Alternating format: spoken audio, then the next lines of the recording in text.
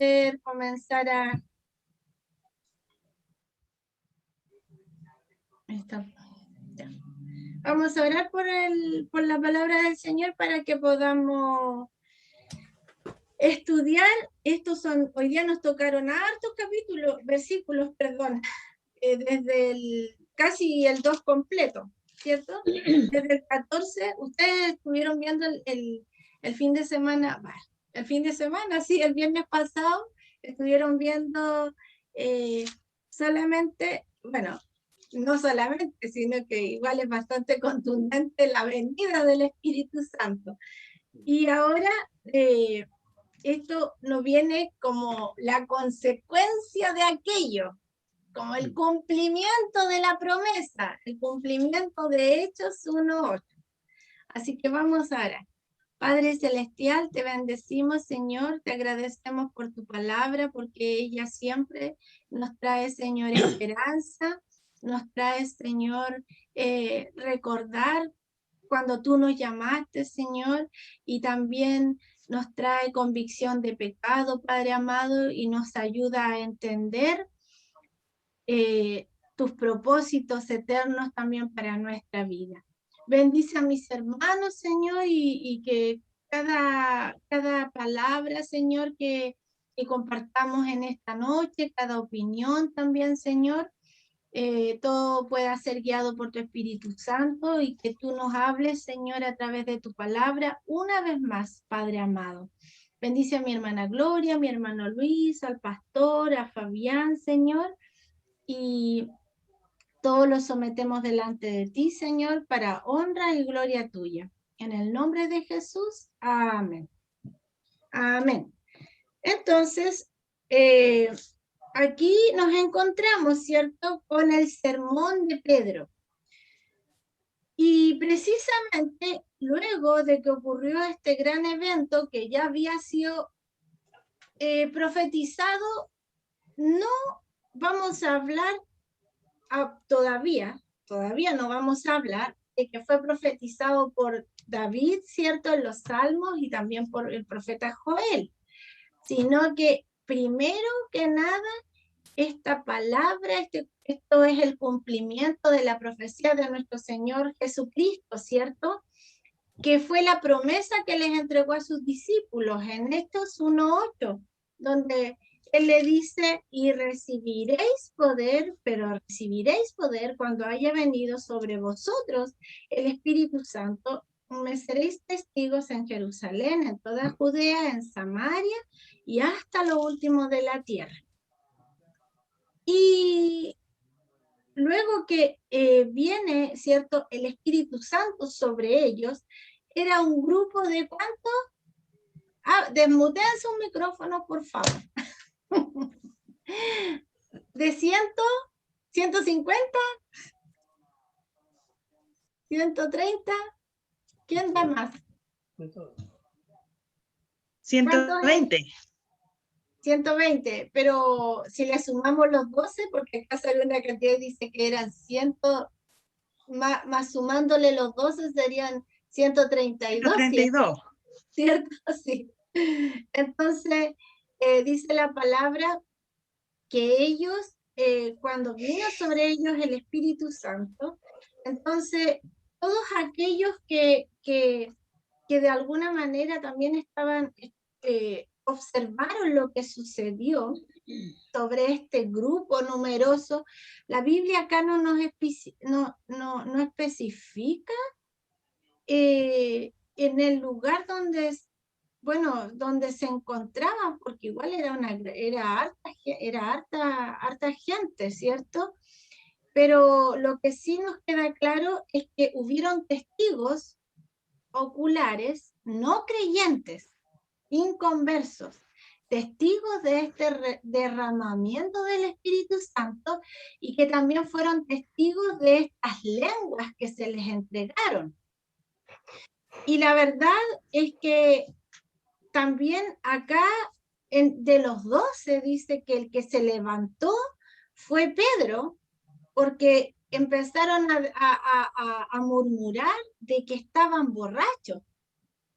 No, estos tienen que haber haberse amanecido, ¿cierto? Probablemente carreteando y, y tomando y bebiendo, entonces, porque para ellos tampoco era algo tan ajeno el saber que ellos también vigilaban, Oye, ¿cierto? ¿alguien viste la olla? Estaban en vigilia. Perdón, perdón. También el Señor tantas veces que decía en los evangelios, el que tenga oídos para oír, que oiga. Porque esta palabra o los milagros, hasta el día de hoy, esto no es algo que es comprensible para todos, ¿cierto? Las cosas espirituales, y muchas veces nosotros nos hemos encontrado, yo creo que, bueno, todos debemos tener alguna experiencia en donde se han burlado a lo mejor de nosotros, donde nos han vituperado, o simplemente así de lleno nos han dicho, no, eso que tú estás diciendo es mentira, ¿cierto? Cuando nosotros estamos dando testimonio de un obrar del Espíritu Santo. Pero ¿sabes qué? Que el Señor, tarde o temprano, a esas personas les tapa la boca. Les ha tapado la boca en el sentido de que si Dios se ha manifestado a sus vidas con cosas que son sobrenaturales y que están fuera de su campo de control. Porque yo creo que, y yo siempre es algo que comento, que para el ser humano es tan difícil poder reconocer a Dios, sobre todo porque eso significa renunciar al ego.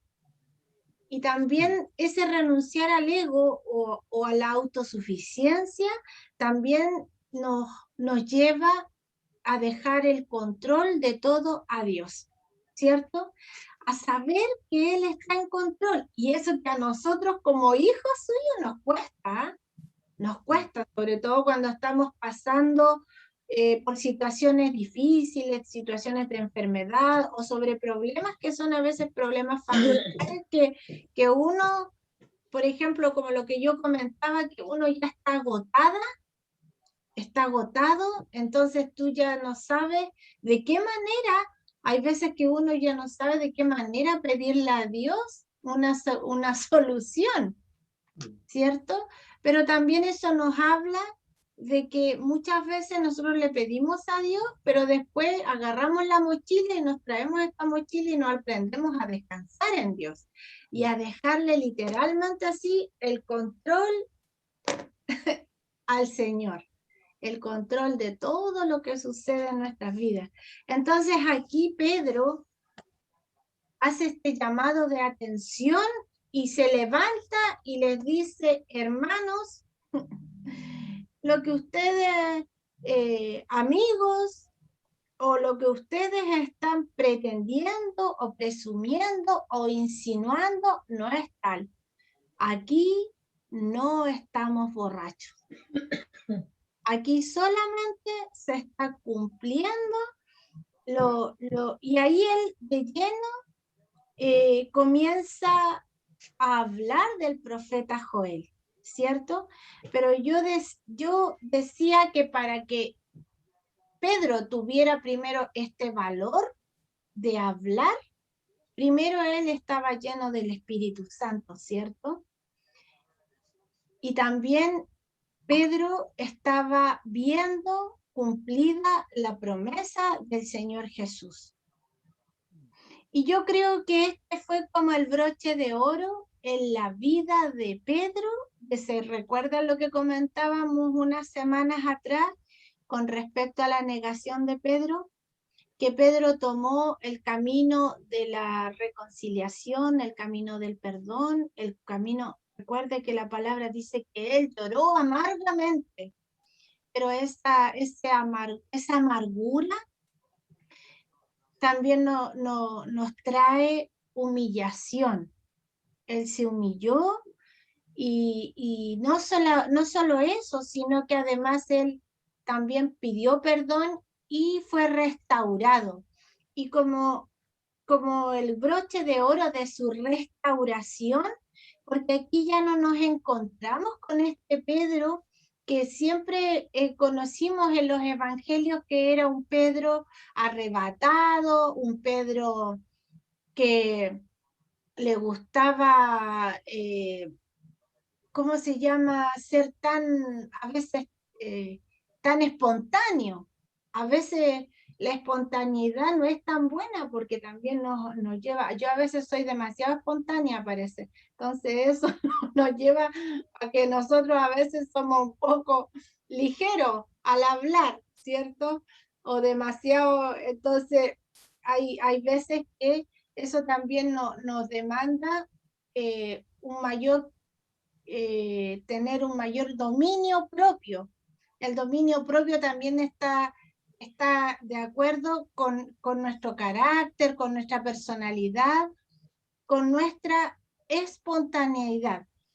Pero en este caso, a Pedro le sirvió esta espontaneidad, digámoslo así, natural que él tenía para pararse, ¿cierto? Y para ser usado por el Señor y para hablarles y para decirles, esto no es más que el cumplimiento de la palabra. ¿Y de qué otra manera le podía hablar Pedro al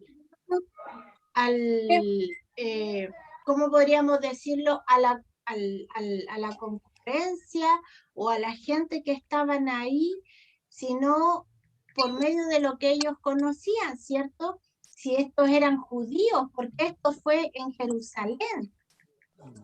Entonces, él tenía que ir con lo que ellos conocían, y lo que ellos conocían en gran manera era el antiguo. Hermana Ruth, hola, ¿se podría silenciar, por favor? Pedro está mano, precisamente lleno del Espíritu Santo, pero él está mano a lo que todos manejaban, que era el conocimiento de la palabra. Entonces les dice, ¿acaso no recuerdan lo que habló y lo que profetizó Joel, el profeta Joel? Y ahí le dice, derramaré de mi Espíritu Santo sobre toda carne, y vuestros hijos y vuestras hijas profetizarán, y vuestros jóvenes verán visiones, y vuestros ancianos soñarán sueños. De cierto, sobre mis siervos y sobre mis siervas en aquellos días derramaré de mi espíritu y profetizarán. ¿Sabe qué?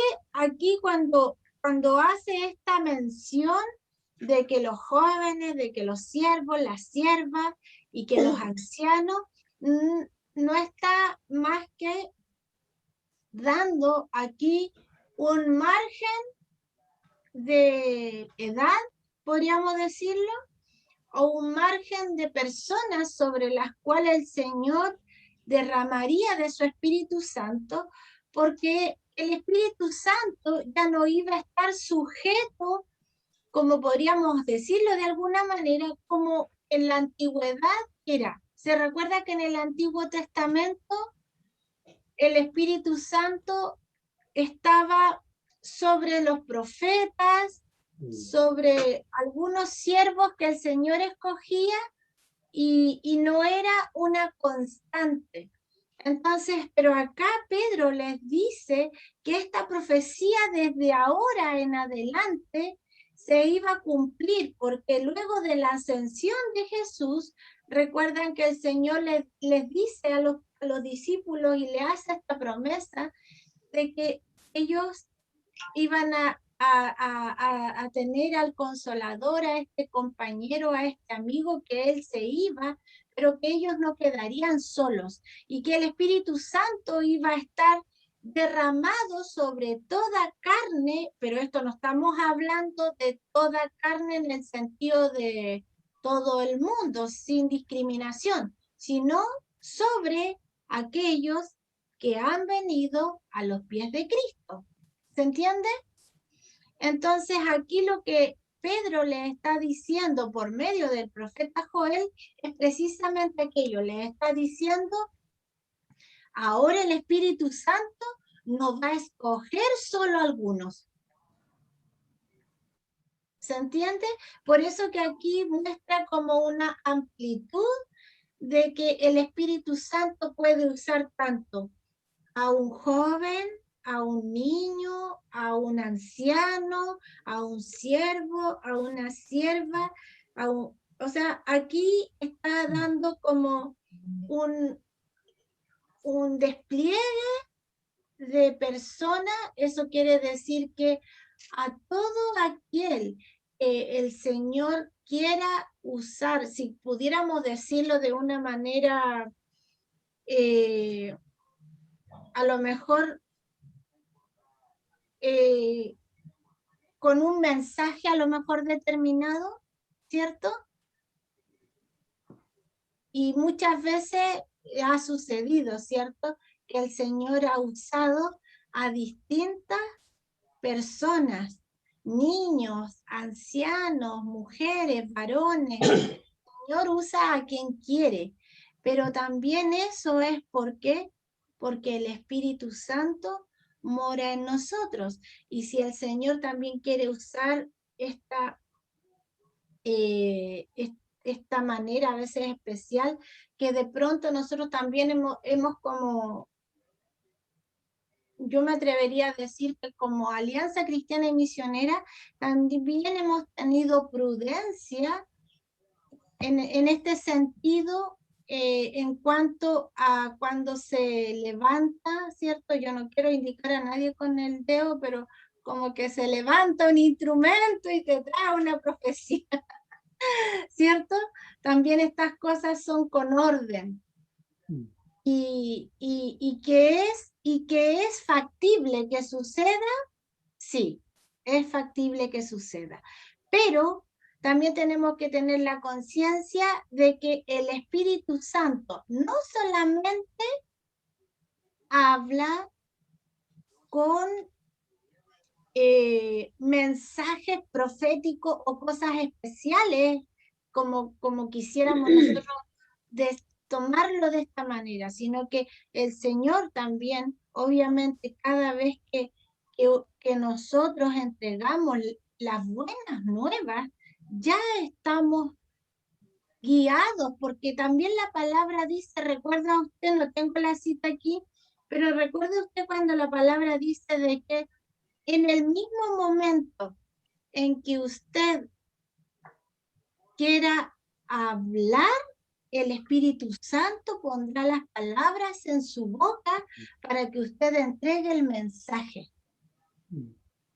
Entonces, eso no nos habla de una persona en específico o con características específicas, y básicamente acá Pedro también les está refiriendo lo mismo. ¿Alguien quiere comentar algo?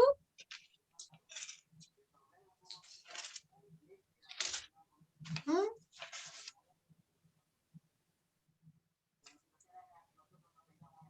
¿Alguien quisiera añadir algo? ¿O que ha tenido alguna experiencia con respecto a aquello? ¿O esto lo tienen ustedes, lo tienen súper claro?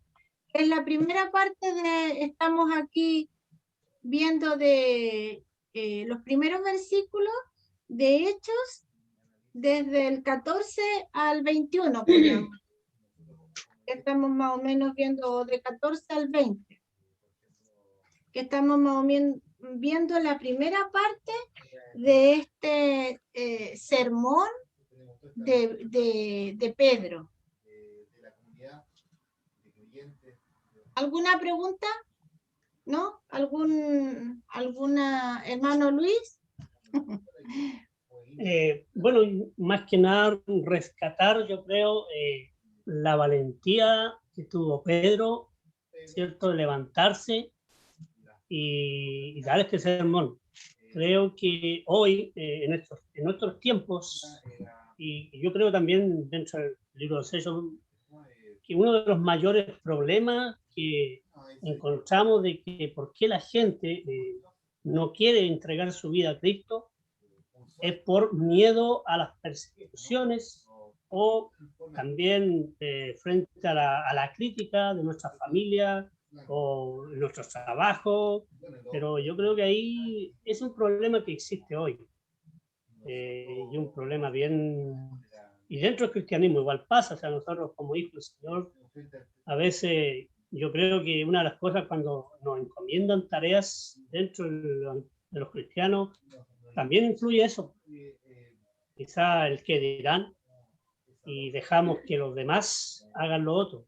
Pero si nos damos cuenta como Pedro, esa valentía que tuvo el hombre de pararse frente a toda la oposición. Exacto.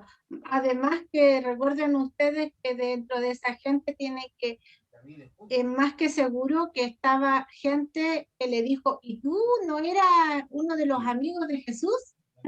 ¿Cierto? Cuando él les negó. También habían testigos de lo que él había hecho. Por eso que yo digo que este es como la culminación de la restauración de Pedro, luego de haber caído, de haber traicionado también al maestro. Y como decía el hermano Luis, es verdad, hay que tener valor porque además, en estos tiempos, queridos hermanos, yo se lo digo así con la mano en el corazón, hay que tener harto valor para hablar de pecado, para hablar de la palabra sin disfrazarla.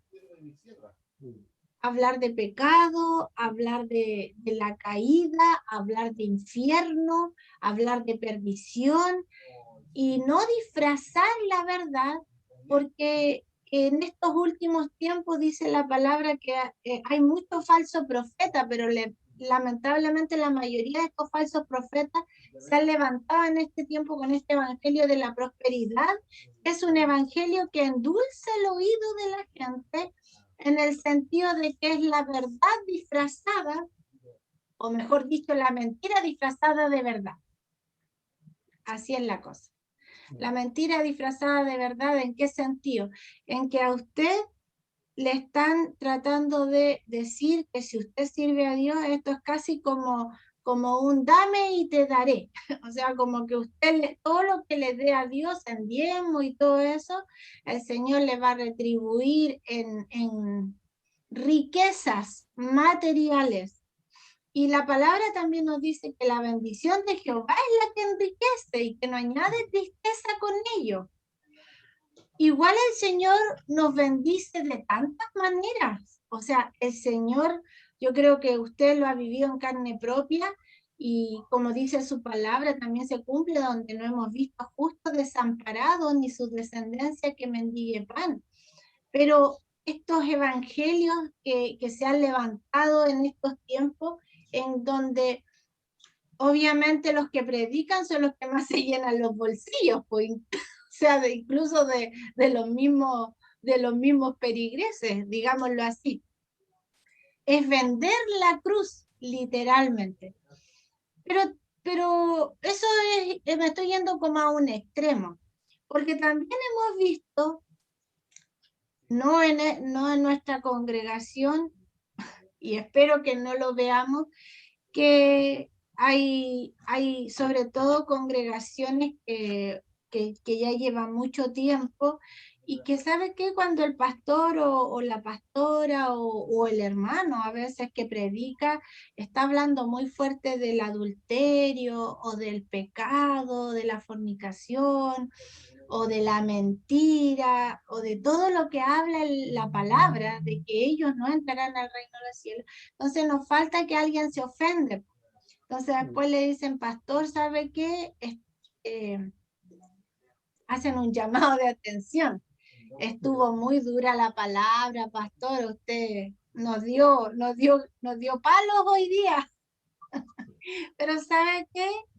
cuando vemos el sermón de Pedro, nos encontramos con una exhortación y una predicación de la palabra, porque nosotros como consiervos o como hijos de Dios tampoco estamos llamados, hermanos, a dar palo con la palabra. No estamos llamados a eso, porque el evangelio de salvación, miren la palabra que significa. El evangelio significa buenas nuevas. Es algo agradable, hermano. Es algo grato. Tampoco nosotros podemos andar entregando este evangelio también que se ha entregado, que es un evangelio que aterroriza a las personas. Se están cumpliendo las profecías y empezamos con el apocalipsis, y empezamos a descifrar los caballos y empezamos a sembrar terror y temblor sobre la gente. Entonces, y ya estamos escuchando yo me acuerdo años atrás, yo estoy hablando de hace como, no voy a decir cuánto, hartos años, escuché un predicador que dijo que se había introducido un tubo en la tierra y que cuando llegaron al centro de la tierra lo que se escuchaba, imagínense, pero uno ahora como que una razón y piensa que es locura, y uno pensar que creía esas cosas, y se escuchaban lamentos desde el infierno, las voces que clamaban, y usted quiere ir a ese lugar entonces al final ese evangelio era un evangelio. Yo me acuerdo que en esos tiempos que hacían esas campañas, yo invité a unas amigas, mis amigas lloraban de miedo porque eran chicas, tenían 15 años, 16 años. Lloraban de miedo, pero no aceptaron al Señor. Tenían miedo de irse a ese infierno. Pero hermanos, el Espíritu Santo trae convicción de pecado, y eso es lo que nosotros tenemos que también predicar. La palabra no se puede disfrazar como lo estaba haciendo Pedro aquí. Pedro estaba predicando, ¿cierto? Y yo de pronto me ponía a pensar y decía, yo, por ejemplo, de todos los sermones que yo he entregado, que son varios, nunca he predicado de esta palabra. Nunca he predicado del sermón de Pedro. Y es notable el sermón de Pedro, porque tienen los recursos, podríamos decir, apologéticos, teológicos, literarios, todos los ingredientes que nosotros deberíamos tomar en cuenta cuando entregamos el mensaje, cuando entregamos un sermón. ¿Y cuáles son estos ingredientes?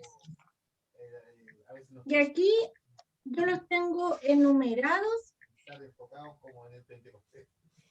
y los vamos a ir revisando. Primero, la primera parte del sermón, ¿cierto?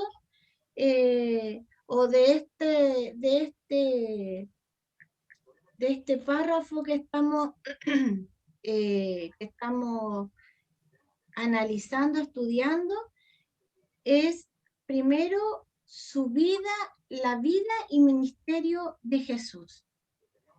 Esto lo encontramos en el versículo 2:22. Y ahí es donde digamos, bueno, aquí no es Pedro está predicando, pero el que nos está hablando y nos está contando lo que pasó, ¿quién es? ¿Quién es, hermana Glorita? ¿Quién nos está contando lo que sucedió? Pedro. No. Pedro, le pregunté, Pedro predicó, ¿cierto? Pero ¿quién nos está contando lo que pasó? Lucas. ¿Quién es?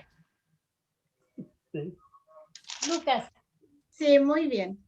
¿Quién? Lucas. Lucas escribió eso. Sí. Lo que pasa es que Pedro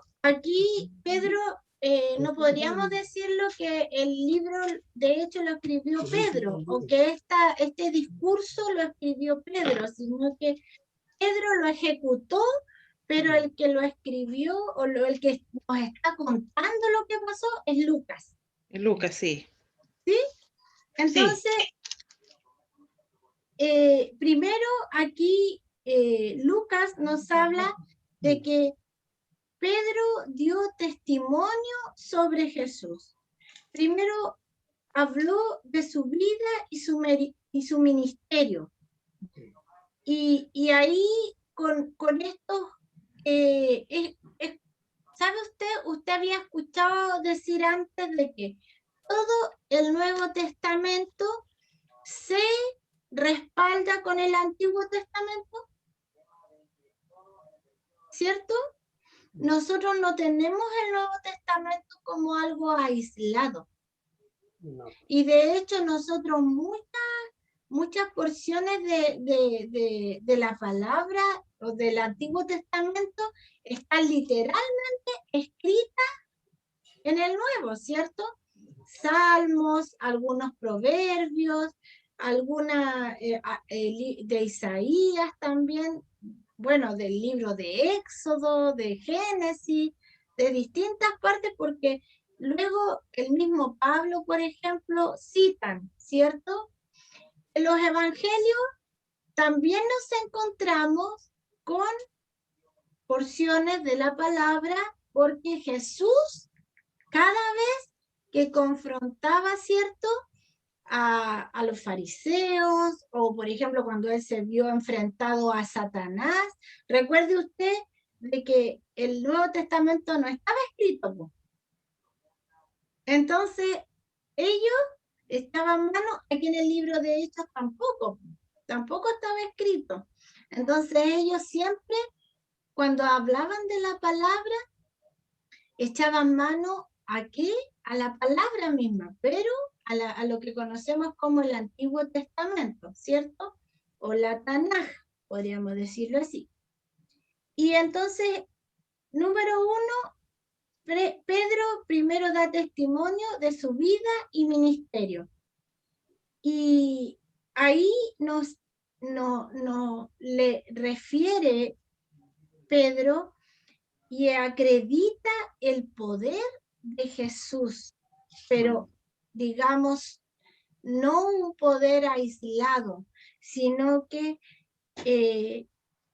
hecho en Dios mismo encarnado. Dios mismo hecho hombre por medio de su Hijo Jesucristo.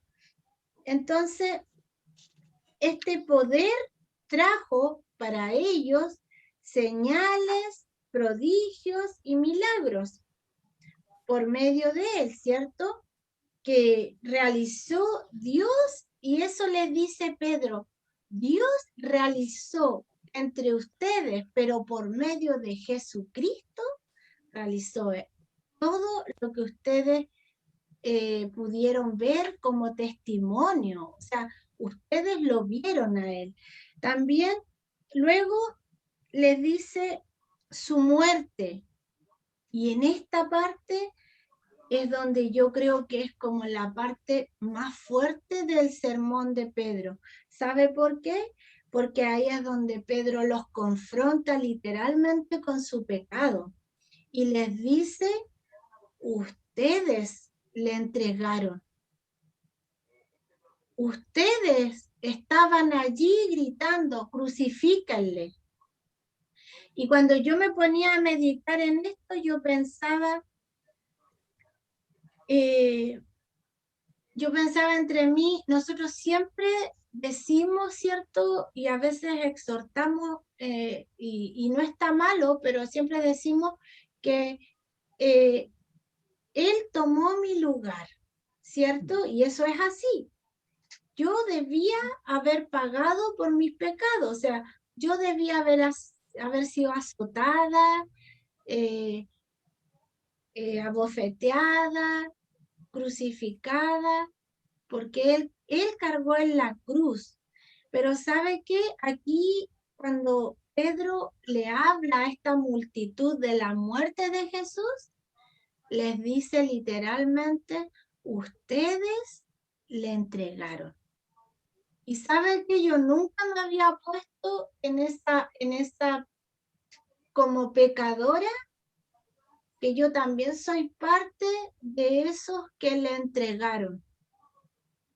Porque sabe que, sobre todo para mí, yo fui una ovejita media descarriada, ¿cierto? Y que después volví a los caminos del Señor, sobre todo para nosotros que hemos tenido conocimiento. Que yo fui criada desde pequeña, me llevaron a la iglesia. Cada vez que nosotros caemos en pecado y que le damos vuelta a la espalda a la cruz y queremos seguir nuestras propias pasiones, nuestros propios deseos, y literalmente olvidarnos de Dios, de hacer su voluntad por seguir nuestros propios deseos, ¿cierto?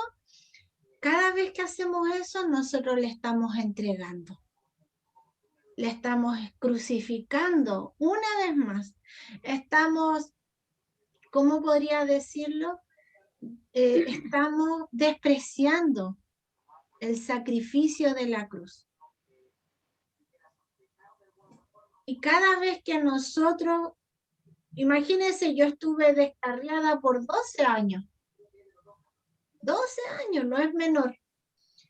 Entonces, cada vez que nosotros como hijos le damos vuelta a la espalda a Dios, es como si literalmente nosotros le entregáramos y dijéramos como esta multitud que gritó y dijo, crucifíquenle.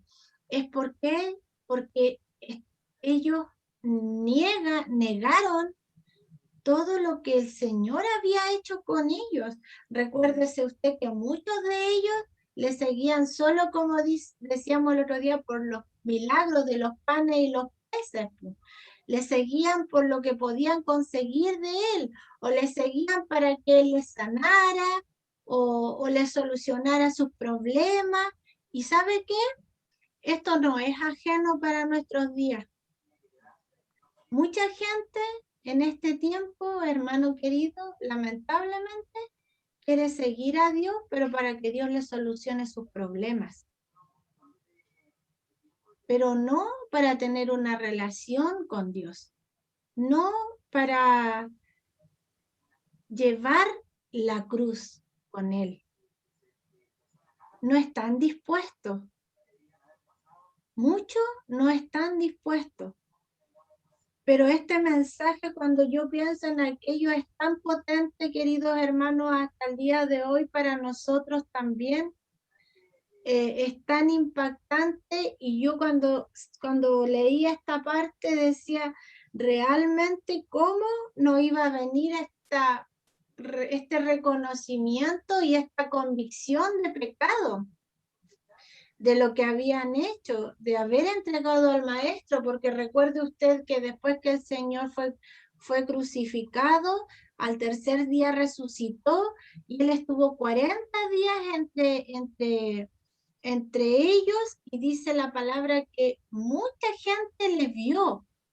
O sea, mucha gente, aparte de estos 120, que eran sus discípulos o que eran, digámoslo, de este grupo de cristianos, de este remanente fiel, muchos más le vieron y pudieron ser testigos oculares de que efectivamente Jesús había resucitado. Y sigamos avanzando. Entonces, el punto 2, decía yo, por su muerte. El determinado propósito y el previo conocimiento de Dios, en parte porque por medio de gente malvada, ustedes lo mataron. Así es como le dice, clavándolo en la cruz. Esto fue lo que le dice Pedro. Y luego, el punto 3 es lo que yo recién les estaba comentando, en donde les habla de la resurrección. Y ahí nuevamente Pedro les habla de algo que era muy conocido para ellos y que era de los salmos. Y les dice, cuando David habla en los salmos y dice, sin embargo, voy a leer, dice el versículo 22, 24, cuando habla de su resurrección. Dice, sin embargo, Dios le resucitó librándole de las angustias de la muerte, porque era imposible que la muerte lo mantuviera bajo su dominio. En efecto, y ahí es donde él dice, en efecto, David dijo de él, veía yo al Señor siempre delante de mí, porque Él está a mi derecha para que no caiga. Pero por eso mi corazón se alegra y canta con gozo mi lengua. Mi cuerpo también vivirá en esperanza.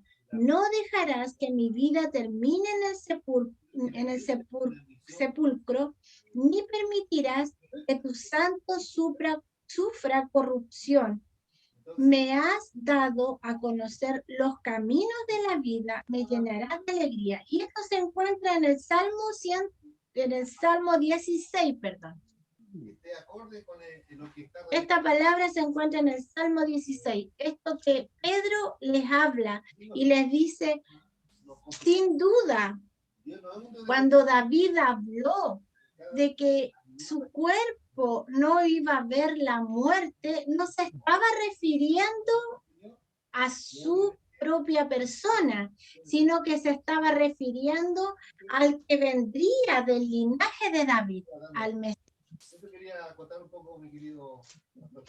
Porque sin duda que sabemos todos que bajo poner en el trono a uno de sus descendientes. Fue así como previo lo que iba a suceder, refiriéndose a la resurrección del Mesías, afirmó que Dios no dejaría que su vida terminara en el sepulcro, ni que su fin fuera la corrupción. A este Jesús Dios lo resucitó y de ello todos nosotros somos testigos. ¿Ve? Aquí Pedro, esto, Hermana querida, Dios, sierva, ¿sí? Dígame. no quería, bueno, usted lo dijo un poquito, una de las cosas que vemos en el libro de los Hechos, el tema que los apóstoles lo que más predicaron fue el tema de la muerte de Cristo y de la resurrección. Y hoy día, si nosotros nos damos cuenta, a veces buscamos tantas estrategias, hacemos distintas campañas como para que la gente pueda acercarse al Señor, pero si damos cuenta, como lo dije, yo creo que uno de los temas que se ha perdido dentro de la iglesia, de las predicaciones, los que predicamos muchas veces, no predicamos esto, el tema de la muerte del Señor y la resurrección.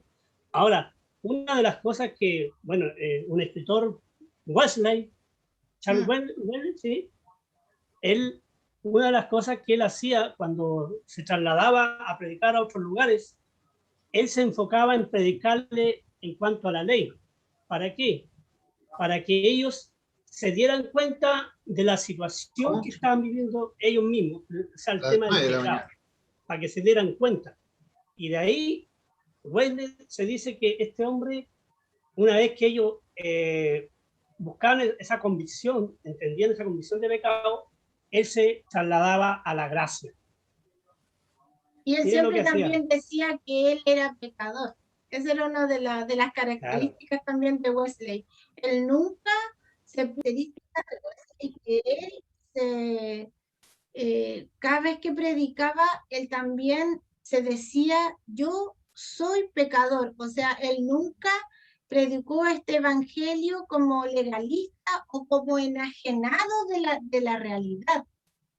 Que es lo que yo creo que es el error que de pronto a lo mejor muchos predicadores o muchos líderes cometen. Esto como aislarse y es como estar en la altura y como ser casi similar a Dios, 3 veces santo. Entonces, lamentablemente cuando eso sucede es cuando el porrazo es más fuerte, porque cuando las ovejas que siguen a estos pastores y lo ven caer de ese pedestal en el cual lo han puesto, porque mucha gente endiosa también a sus propios líderes. No, él es santo, él es perfecto, él es aquí, él es allá. Y finalmente tampoco tenemos un evangelio tampoco que es cercano, pues hermano. No tenemos un evangelio que es irreal, pues no es un evangelio cercano, porque no, si a lo mejor la pastora nunca, no se cae nunca, pero yo soy la más pecadora de todos. Quizá una de las cosas, hermana, nosotros quizá a veces como predicadores o enseñadores, bueno, en realidad lo escuché el día, bueno, estuve estudiando un poquito el tema.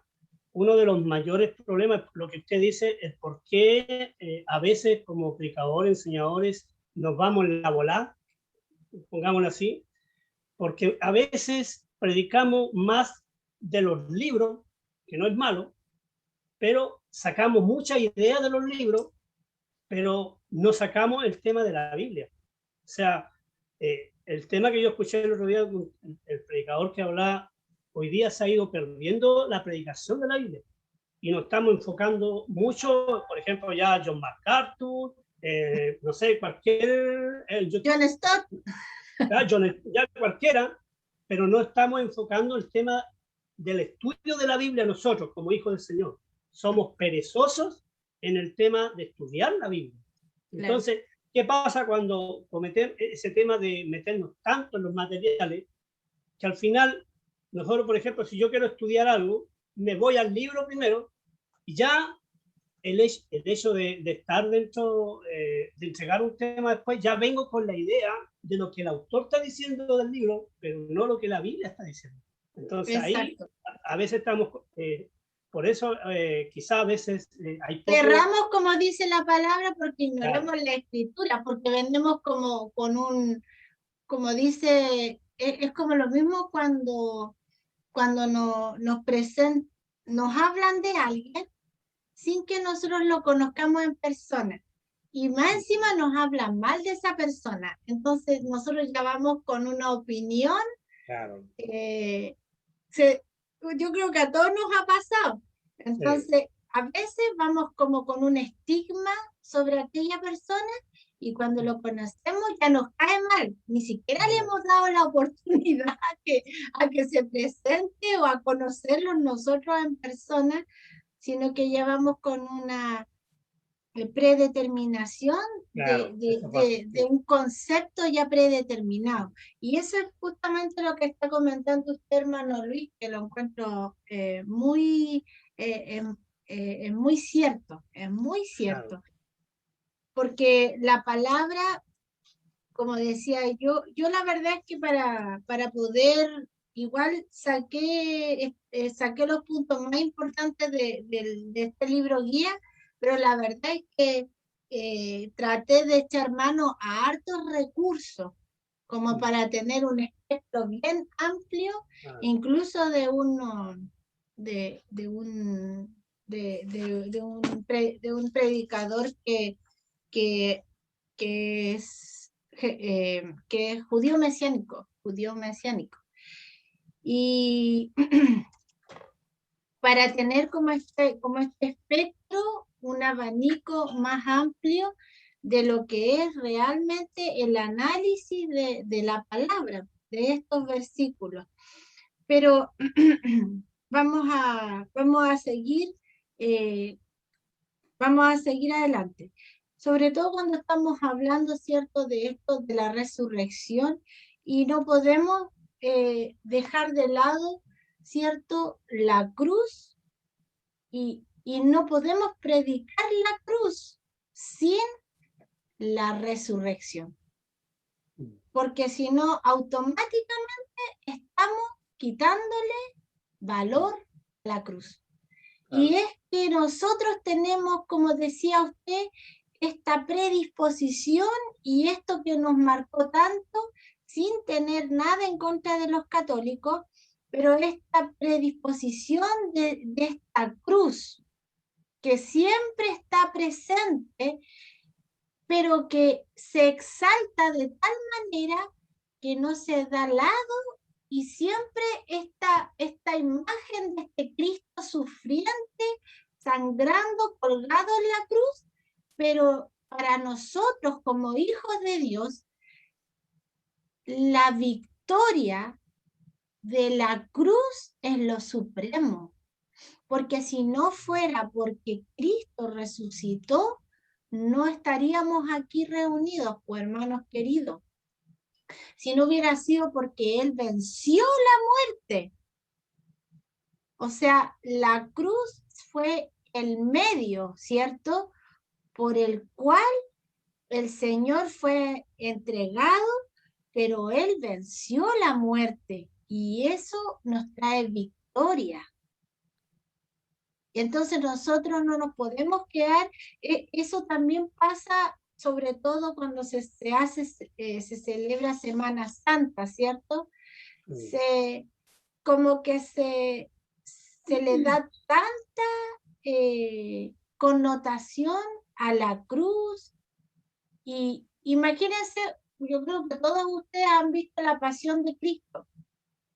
Yo la vi una sola vez y hacía medias nomás, porque yo cada vez que veo imágenes siento que es muy amarillista esto es casi como a la gente que le gusta disfrutar de ver sangre, es como casi eso, ¿cierto? Sí. Pero cuando nosotros nos vamos a la esencia de aquello, nos damos cuenta de que también aquí se juega mucho con las emociones, pues hermano. Claro. Con las emociones en el sentido de que, claro, yo si me pongo en el lugar de todo este sufrimiento, y no es porque no lo hagamos, pero es que lo más importante no es eso, sino que Él resucitó. Y por eso que cuando nosotros también, y al final de la película, creo que la última imagen que se ve es un Cristo resucitado, ¿cierto? Que se levanta y que se ven sus manos con los orificios, ¿cierto? Pero eso es como lo que menos, eso serán como 5 minutos, 3 minutos de la película que dura como 2 horas, 3 horas de puro sufrimiento. Entonces, como dice el hermano Luis, también nosotros nos hemos como apartado un poco de lo que es este mensaje y esta expiación de nuestros pecados, este mensaje de salvación que trae redención, que trae restauración, este mensaje que es un mensaje de victoria, pero que también al mismo tiempo dio para este grupo de gente, primero, hay algo claro, que primero ellos se sintieron cuando hacen esta pregunta, ¿cierto? Cuando preguntan, después que Pedro les dice, ¿qué haremos? O sea, después de todo esto que tú nos has dicho, después de que vimos su vida, vimos su muerte, luego que vimos su resurrección, y luego su exaltación, porque Él ahora está a la diestra de Dios Padre, sentado. Entonces también Él es exaltado porque Él venció la muerte, venció la cruz y además Él nos dio la victoria. Entonces, luego viene esta pregunta y también esta pregunta de esta multitud nos habla de varias cosas. Nos habla de humildad, nos habla de convicción de pecado y nos habla también de reconciliación. Hay una actitud de lo que yo decía al principio, ¿cierto? Que tiene que ver con cuando dicen, ¿qué haremos? ¿Qué haremos? En el versículo 37, en el 2:37 dice, ¿qué haremos? Al oír esto se compungieron de corazón. Eso quiere decir, ¿qué significa compungieron? Se angustiaron, se preocuparon. Esto compungieron de corazones cuando literalmente a uno le duele el corazón. Es como este sentimiento que es más que un sentimiento que te trae dolor, un dolor físico, literal. Y dijeron a Pedro y a los otros apóstoles, varones, hermanos, ¿qué haremos? Y ¿sabe qué? Ellos aquí reconocen que Jesús es el camino, la verdad y la vida. Y es tan hermoso este momento que todos lo hemos vivido y lo vivimos en su momento, ¿cierto?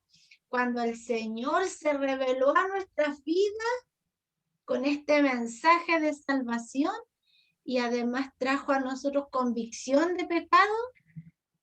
Y no solo convicción de pecado, sino que esta humillación de la que yo hablo, en que nosotros decimos, ¿qué hago yo? ¿Qué hago? ¿Qué hago con esta verdad? Reconozco que soy nadie, reconozco que soy pecador, reconozco que le he fallado a Dios, reconozco que mi vida sin Dios no es nada, reconozco que no soy nadie sin Dios, reconozco que lo necesito en mi vida, reconozco que mis fuerzas no son suficientes, reconozco que soy incapaz de seguir adelante sin Él. Entonces, todo aquello es lo que en esta pequeña frase podemos nosotros destacar cuando dicen, ¿qué haremos? Y nosotros, yo creo que todos aquellos que hemos conocido al Señor, en algún momento hicimos esta pregunta, ¿qué haremos? Y ahí es donde viene el mensaje final, donde Pedro les dijo, arrepentíos y bautícese cada uno de vosotros en el nombre de Jesucristo para perdón de los pecados y recibiréis el don del Espíritu Santo. Eso quiere decir que con esto les dice Pedro que el Espíritu Santo vendría a morar también permanentemente en ellos, en sus corazones.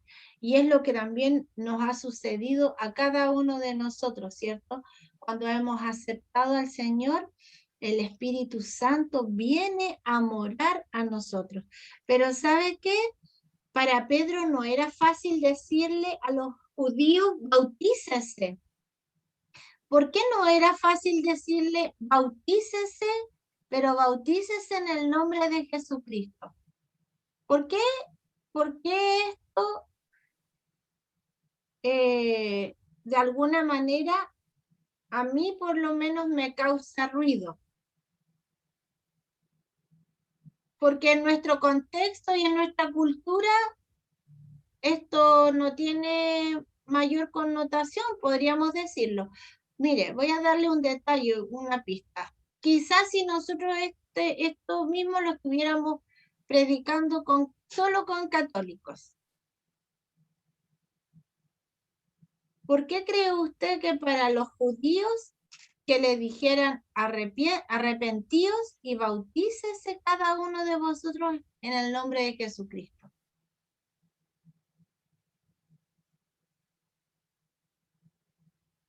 ¿A ustedes no les causa ninguna, ¿cómo se llama? ¿No les llama la atención?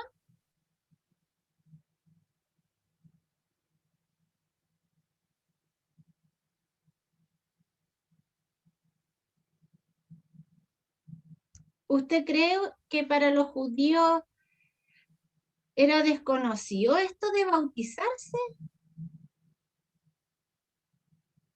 ¿O ellos estaban acostumbrados? ¿Qué opina usted, hermano Omar? A ver, ya que no habla hoy día. Yo llegué tarde a la repartición, pero no, pues no era desconocimiento. Si Juan el Bautista le predicó mucho acerca del bautismo y el arrepentimiento de los pecados. Ahora, como se señalaba también ahí en ese tiempo, Juan el Bautista fue muy claro también cuando predicaba, ¿cierto? Él no producía salvación. Venía uno más allá, ¿cierto? Que era Jesucristo, que lo anunció también. Y el judío estaba de alguna manera, ya tenía una claridad en cuanto a eso. Pero lo que no tenía claro era, de acuerdo, yo pienso que lo que venía más adelante, que era acerca de la resurrección. Pero Juan el Bautista tampoco les adelantó mucho, ¿cierto? En ese sentido. Sí, le dijo que venía uno más, ¿cierto? A llorar. Claro, entonces venía, y él venía a preparar el camino nomás. Pero el resto de lo que tenía que a veces nosotros, ¿qué pasaba? Yo pienso que Juan el Bautista nunca dijo algo de más, ni se adelantó tampoco a lo que Jesucristo venía a hacer, al mismo evangelio acerca de la salvación que le iba a entregar, y le comenzó a obtener ante la muerte, pero no solamente la muerte, sino que la resurrección.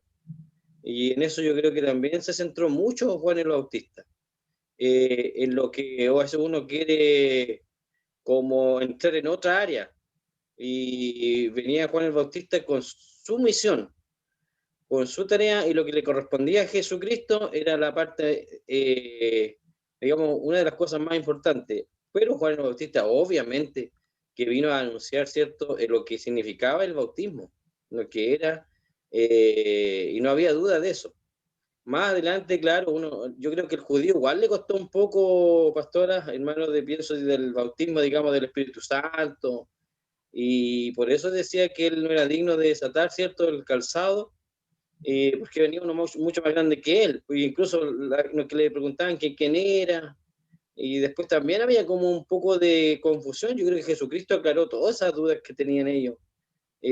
Para el fariseo yo creo que era más complicado, porque eran tan legalistas, ¿cierto?, y nunca creyeron en el Mesías. Pero el judío yo creo que entregó su corazón, y cuando se arrepintió de corazón, yo creo que para ellos les fue mucho más claro, a los que realmente siguieron a Jesús después de eso, de esa tarea. Y Y muchos se bautizaron. después de este mensaje igual. Claro, como que Pedro le ayudó en esa área también, porque el judío yo creo que como que ni siquiera estaban realmente, digamos, haciéndose responsables de lo que hicieron. Y Pedro como que les da esa claridad, ¿cierto? Ustedes fueron los que mataron, ¿cierto? Dieron muerte a Jesús. Y eso yo creo que faltó, fue una tarea que lo hizo Pedro, porque las otras predicaciones también. Y creo que a cada uno el Señor lo preparó, lo capacitó, y creo que a nosotros mismos también. No todos creo que podemos predicar o hacer lo mismo de todas las cosas, como tan global. Yo creo que el Señor nos va a dar cada cosa a nosotros, digamos, en particular, ¿cierto? Como se hace en misiones, que a veces no todos creo que seamos, aunque debiéramos ocupar un papel, pero yo creo, como digo, el Señor los determinó a cada uno su tarea, y que a nosotros también, porque el Señor dice que después nos va a preguntar, y lo que va a ver si realmente cumplimos o no, porque no fue solamente para sus discípulos, sino que para todos. Exacto. Va a ser demandado de nosotros, o sea, mientras más conocimiento. Por eso que también la palabra nos habla de que al que sabe hacer lo bueno y no lo hace, le es pecado.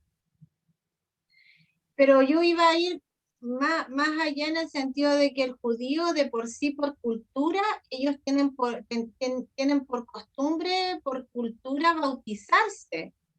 Este era algo como, dentro de la cultura era un ejercicio, para algunos era un ejercicio casi cotidiano. De hecho tenían bautisterios en sus, como unas piscinitas, que si usted va a Israel hasta el día de hoy todavía han encontrado estas excavaciones que son como este tipo de piscinitas donde literalmente eran usadas para bautizarse. Pero la gran diferencia cuando aquí Pedro les dice bautícense en el nombre de Jesucristo, es que este bautizarse en el nombre de Jesucristo para perdón de los pecados y recibiréis el don del Espíritu Santo, porque recuerde también el significado y la simbología que tiene para nosotros cuando nosotros nos bautizamos. Esto es de una vez y para siempre, ¿cierto? No nos andamos bautizando a cada rato cuando me siento un pecador, como para ir a lavar los pecados, literalmente lavarlos, sino que aquí recuerde que cuando nosotros también hacemos este acto que es el bautismo, nosotros lo que hacemos es sepultar el pecado y el mundo bajo las aguas del bautismo y reconocer de que después de una vez que salimos a flote, podríamos decirlo, luego de ser sumergidos, nos sacan y ahí nosotros venimos a resucitar, ¿cierto? Es como esta representación literal de morir al pecado, ¿cierto? Es esta representación espiritual, podríamos decirlo, pero al mismo tiempo literal, sumergir en las aguas y luego levantarse, porque literalmente estamos sepultando al mundo, ¿cierto? Y la vida pasada, y ahora estamos resucitando y dispuestos a vivir para Cristo. Ese también para nosotros es esta importancia, por eso que también es un acto de obediencia, y lo otro que también para nosotros y que también en este tiempo era que ya ellos no se iban a bautizar para limpiarse, sino que ellos lo iban a hacer en el nombre de Cristo, y que literalmente también ellos con este acto estaban reconociendo a Jesús como el Mesías. O sea, se estaba cumpliendo esta promesa, estas profecías, pero al mismo tiempo ellos estaban reconociendo que Jesús era el Mesías y que Él era su Salvador, y que ellos también estaban, digamos, muriendo al pecado, pero tenían la esperanza de resucitar un día en Cristo también, ¿cierto? Y aquí también nos habla de esta promesa de la vida eterna, de la resurrección, porque este mensaje de salvación, y luego dice en el 39, dice, porque para vosotros es la promesa, y para vuestros hijos, y para todos los que están lejos, para cuantos el Señor nuestro Dios llamare. ¿Se da cuenta? Y con otras muchas palabras testificaba y les exhortaba, diciendo, sed salvos de esta perversa generación. Y luego dice, así que los que le recibieron su palabra fueron bautizados y se añadieron aquel día como 3,000 personas. Y perseveraban, y después ya viene voy a leer el 42 que dice, y perseveraban en la doctrina de los apóstoles, en la comunión unos con otros, en el partimiento del pan y en las oraciones.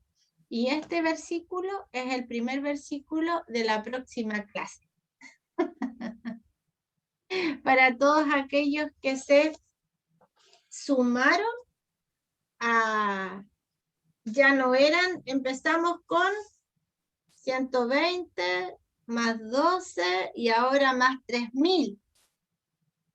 Imagínense cómo iba creciendo. Yo esta semana igual me tocó entregar la palabra y precisamente hablé sobre la parábola de la semilla de mostaza, cuando habla que el reino de los cielos es como esta pequeña semilla que es tan pequeñita, pero que luego al irse desarrollando y creciendo y al ser sembrada, se transforma en un gran árbol. Y también hablé y también tomé este ejemplo con la semilla de mostaza en cuanto a cómo comenzó la iglesia primitiva de menos a más. ¿Y sabe qué? La otra buena noticia también es que también el Señor con su venida nos regaló algo que no existía antes. ¿Qué sería? Salvación, vida eterna, ¿cierto? Dicen que estamos viviendo el tiempo de la Gracias. Gracias. gracia, muy bien. Estamos en este tiempo de la gracia, esperando la venida o este arrebatamiento, ¿cierto?, del Señor, ser arrebatado, y la segunda venida. Este es el periodo de la gracia, que va a concluir con la segunda venida. Y que se inició con su primera venida. ¿Cierto? Así que bueno, el Señor nos ayude, queridos hermanos, a seguir siendo testigos, a poder seguir estudiando la palabra. La palabra de hoy era bastante contundente, como digo yo,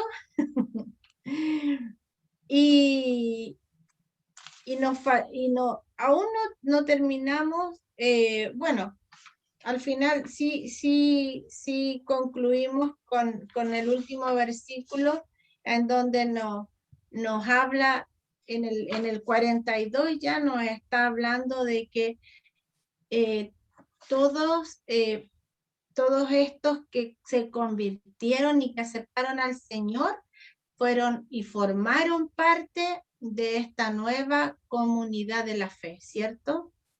Y de esto también, hasta el día de hoy, nos insta el Señor a nosotros, ¿cierto? A ser estos testigos y a poder seguir sembrando la palabra, a seguir llevando las buenas nuevas de salvación y a poder seguir sumando a esta comunidad de la fe a nuevos creyentes y a los que han de ser salvos. Amén. Amén. Que el Señor nos bendiga en este día. Muchas gracias, hermanos.